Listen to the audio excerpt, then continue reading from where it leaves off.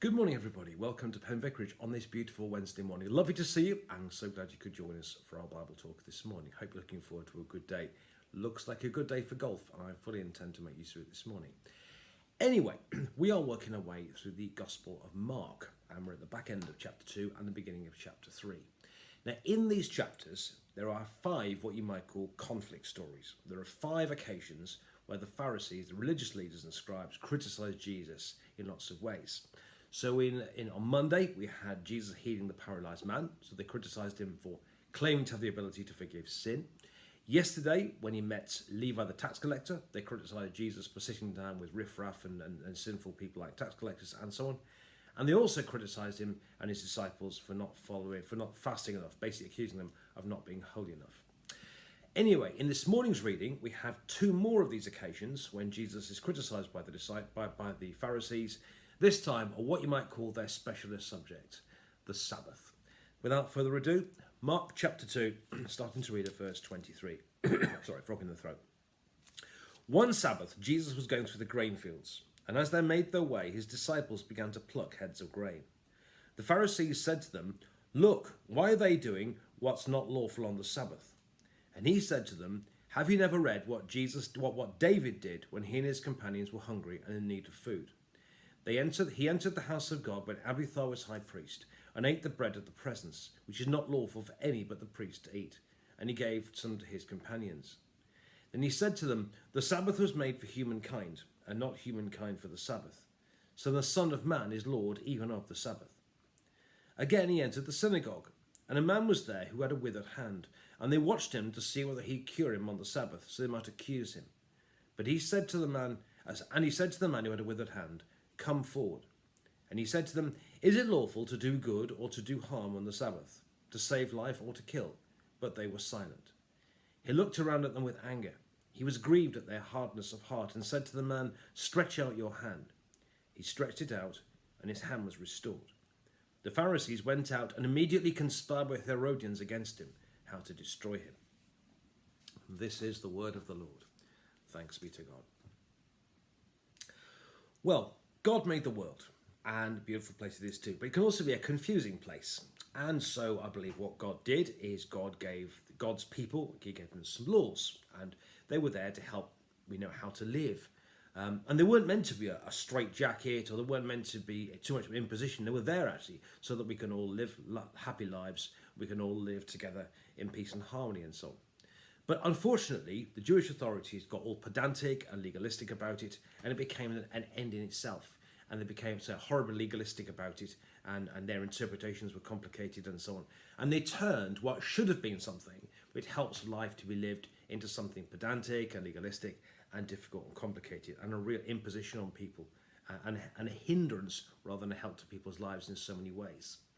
And one of these in particular was the rule about the Sabbath. God gave us a rule which was that you should rest one day a week. And actually it's good. Human beings work much better if they have a day off a week. It's unquestionably. It's a good thing to do.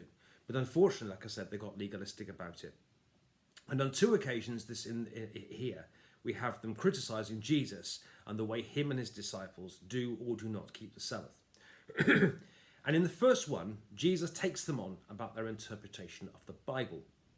They criticise him because his disciples, as they walk along through fields, are plucking the heads of the grain and eating it as they go along. And they say, what do they think they're doing with these people doing this on the Sabbath? And Jesus reminds them, though, that in the Old Testament, when David was a fugitive, when David, who later became King David, was in fleeing from his life from the murderous King Saul, what he had done is he'd gone to the high priest at the time, and the high priest had given David and his men some of the bread which only the priest was supposed to eat at the time, thus showing that human need is much more important than a pedantic interpretation of the law.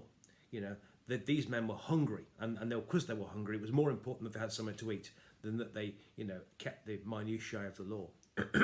And Jesus here is saying that the Sabbath was made for us, not us for the Sabbath. The Sabbath is there to help us, and we shouldn't get too pedantic about it because it's actually on our side. It's there to help us. It's not meant to be a straitjacket. It's meant for us to be. It meant for us to be good. It's meant to help us so we can live long, happy, healthy and fulfilled lives. There is, however, an interesting little twist in this, because Jesus talks about them going into the temple when Abiathar was the high priest at the time. Now, the unfortunate complication with this, or the interesting complication with this, is if you look at the story in the Old Testament, it's in 1 Samuel. The priest at the time wasn't Abiathar, it was actually Ahimelech. And we can all get terrible. I mean, there have been various interpretations about understandings about why Jesus said Abiathar, not Ahimelech. And it could just be that Jesus made a mistake. We don't know. But in some ways, if we get too hung up about it, I always wonder whether Jesus did it on purpose. Because if we get too hung up about it, in a sense, it illustrates the point. Jesus is making a clear point here, that the Sabbath is made for us, not us for it. And actually, in a sense, if we get too hung up about whether Jesus did or did not get the name of the high priest at the time right, in a sense, he illustrates the point. The point is there. He wants us to understand the big point, the main thing he wants us to get is that the laws of God are there to help us, not us for them. And if we get too hung up about minutiae, about who the exact name of the priest at the time was, then in a sense we're doing exactly what the Pharisees did. So Jesus takes them on about their understanding of the Bible. You know, the Sabbath was made for humans, not humans for the Sabbath. God's laws are there to help us. They're there so we can live long and fulfilled lives. They're not there to be an imposition and a straitjacket on us. That's the first thing. In the second story, we have this story of the man with the withered hand. And again, it's quite clear that they're looking for him to try and catch him and trip him up. I think they're threatened by him. They see people are following him. They don't like what Jesus is doing. And they're looking for trip him up. They're looking for an opportunity to criticize him. And here we have this man with the withered hand on the Sabbath day. And they're watching him to see if he'll heal this man on the Sabbath, which means they can criticize him and they can take him on and criticize him and have a go at him again. And Jesus, because Jesus is Jesus, he kind of knows what's going on in their minds. He can read their minds and he can see that what their intentions are. He can see that their motives are not right. They don't care about this poor man in his hand. All they care about is their own position. All they care about is their own, is criticizing Jesus and defending themselves and being horribly pedantic about their interpretation of the law. And actually what Jesus knows and what the Bible tells us is that the God's laws are there to help us. And surely on the Sabbath day, it's right to do good. And he looks at them, he's actually quite angry when he first looks and he sees their motives and he sees how they've got it horribly wrong and how they don't care about this man. All they seem to care about is themselves and their position and their particular role on teaching and all that sort of stuff. And Jesus is cross, and then he turns to compassion because he sees how far wrong they've got it.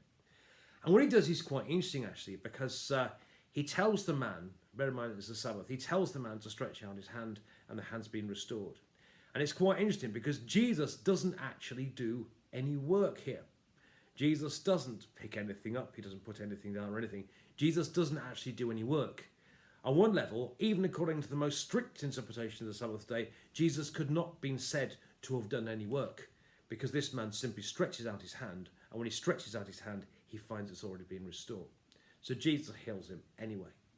So in these two stories, Jesus is being criticized by the Pharisees and the scribes and so on because of his interpretation or not of the Sabbath.